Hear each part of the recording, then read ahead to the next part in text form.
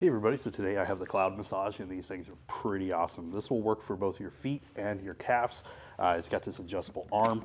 You'll be able to adjust that to bring this up for your calves. So if we take a look at the buttons, we have our heat. We can adjust the intensity and everything there. But let's go ahead and let's fire it up and I'll show you. All right, so if we go ahead and turn it on, we got a nice massage. And it has rollers, so it kind of rolls around. If you can see my feet kind of moving with it, that's pretty nice. Now there are some little heel, it closes up too. As soon as I press back on these little heel things in the back, massaging, and you'll get some vibrations, and then you get more of like the Shiatsu like rolling on the bottom of your feet. This is pretty nice.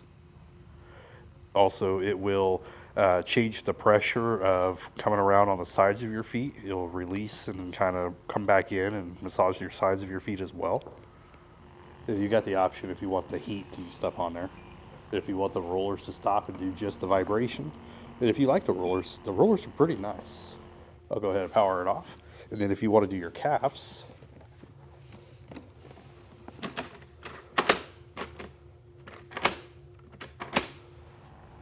closing up around my legs here.